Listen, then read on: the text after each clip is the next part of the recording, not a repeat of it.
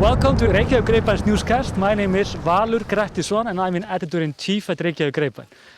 We're obviously in the nature here next to the mountain that we used to be able to hike to if we wanted to see the volcano. But there was a twist. As you can see here, we have says here danger closed or hætta lokað, which means exactly the same. And there are two guys over there which will enforce this if you will cross these borders here. But the reason is basically that the lava is becoming so high that you can see like it's reaching the ridge here. And the reason they closed this is that this here could at any time, I mean it takes time of course, in time it will slowly move down here and connect to the other lava over there. Meaning that the people up there, if there will be any people, they will be stuck. And nobody wants to be stuck in an island surrounded by volcanic lava, which is a very uncomfortable situation, I imagine. So, we're gonna go to another peak. There are enough mountains here. This is like an arena to see this. And before we go, I just want to remind you, of course, to like and subscribe if you like it. Our online shop yeah, I think that would be fine. Also, I'm gonna talk to a journalist from New Yorker, which we took with us today, and ask her a little bit how it was to be here. It's been 3 or 4 shitty days, and she's gonna tell us about it. So, just follow us.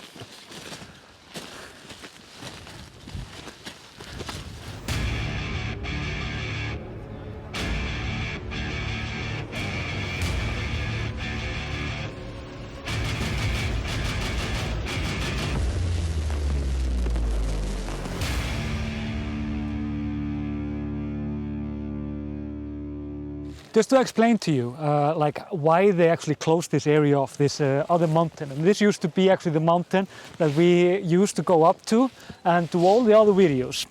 But if you actually see down there, it's like there are like pools of lava that is opening up.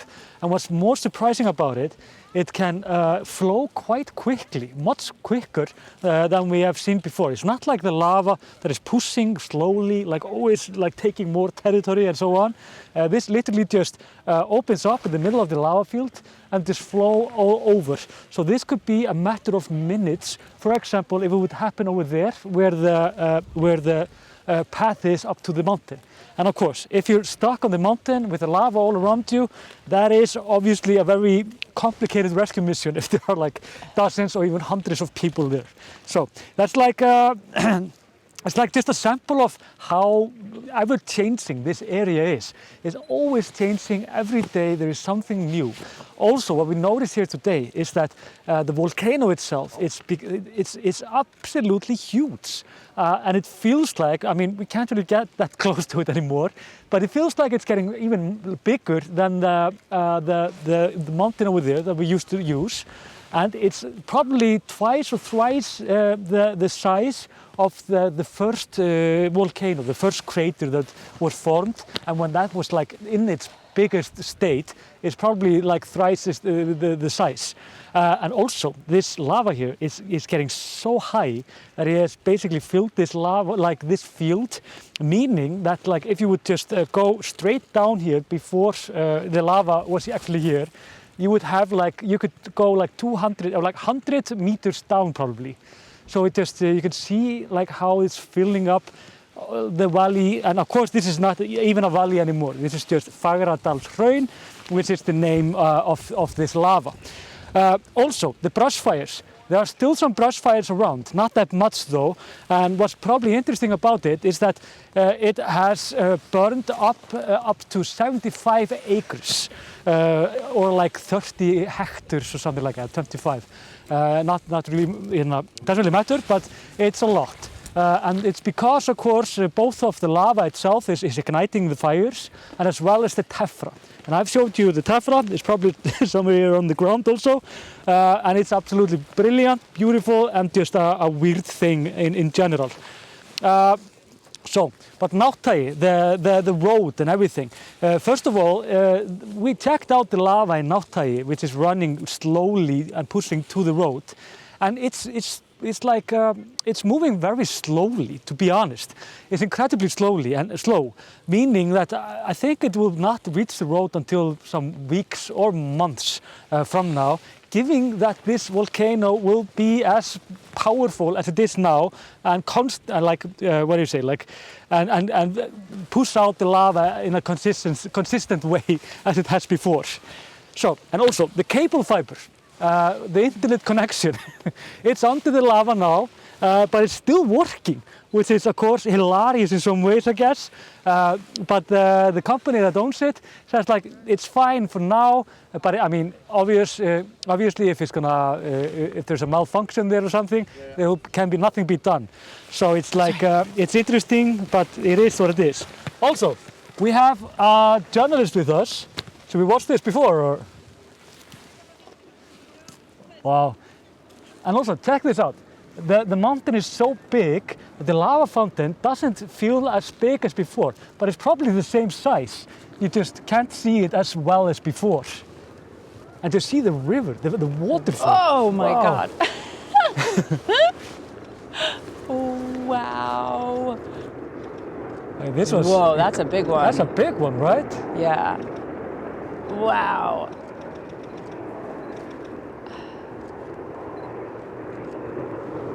So the lava here, of course, flows under and makes this like pools all around, meaning that we're having this, like you can see the formation of the lava is much smoother now in more areas. It's because these pods are forming in the middle of the lava field, which is absolutely crazy. But I have to talk to you, Heidi. Yes, yes. This is Heidi. She's a journalist from New Yorker writing about Iceland. Well, the volcano, yes. I guess. Yes. Welcome. Thank you. Thank you for having me. It's been fun to hike with you here. Yes, it has been fun. But this is not your first time No. to the place. The thing is, there's been a hot weather the past days. How was it like hiking here? Yeah, it was really, really hard hiking here. I would say that the wind gusts, well, there's a man who runs a food truck down at the bottom, and he was estimating the gusts were between 20 and 30 meters per second, which I guess doesn't mean much to your viewers, but to maybe people who measure things in miles per hour, I think that's like 60 to 70 miles per hour. It was really, really windy. Yeah, right. It is, and it can be like, it can shift very quickly, the weather. Did it surprise you, or you like, did you have any expectation when it came to the weather? Yeah, I guess my concern, honestly, was that the mountain would be closed because of gas. Yeah. That was the only thing I was worried about, because I was like, rain, who cares? Yeah. Nothing else, it seemed I just hadn't even thought that the wind would be such a factor. But what do you think about the gas, actually? Do you think it's a factor, or? Like... I mean, I guess when it's that windy, it's not a factor, right? Because it gets all blown away. Yeah. I did feel when we were able to go out to that farther out point. At one point, some of these lava pools like are happening here had kind of opened up really close, and so we were able to go to the edge and look over. And definitely something was coming up from that made everybody kind of a little woozy, and we had to step back. Yeah, me and Art actually, we once got this smoke accidentally like in our face, and our eyes burned. Yeah. Like felt like the pain from it. But thankfully, I mean, it's not that dangerous, but if you have like asthma or some underlying conditions, they could trigger something.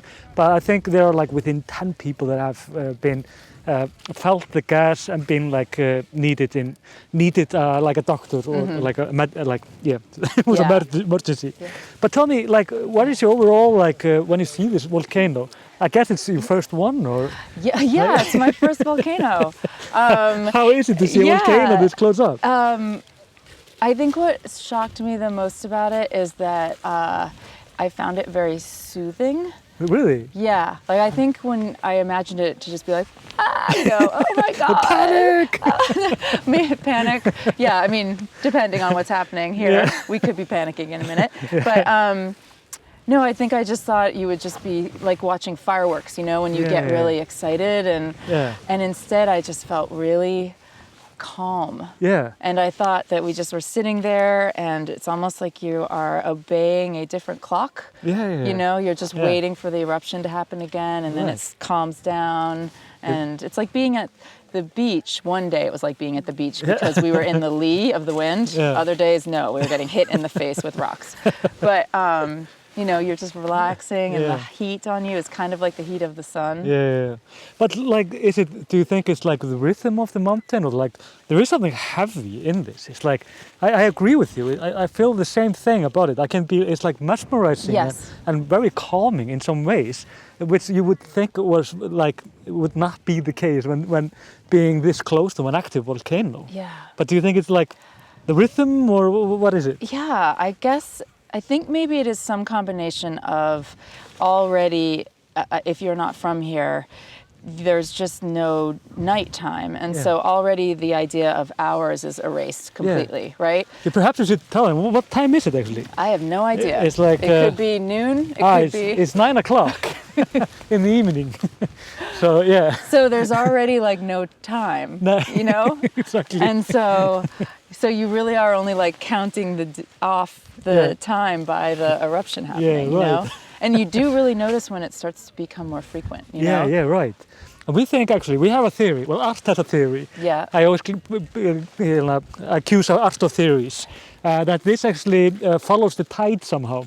And it's more active in the night. We've noticed that the volcano sometimes it goes higher in the night than in the day. Not sure if it's scientifically based or anything, but it's an interesting theory, because it's definitely difference in the volcano in some time of the day and the night also. So it's interesting. But Heidi, I won't torture you anymore. Thank you. I'm guessing you're writing about the volcano in New Yorker.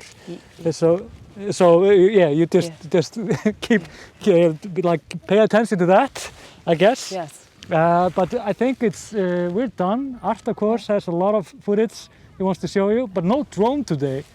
He refused to take it with him because he said it was too windy, which is nonsense, of course.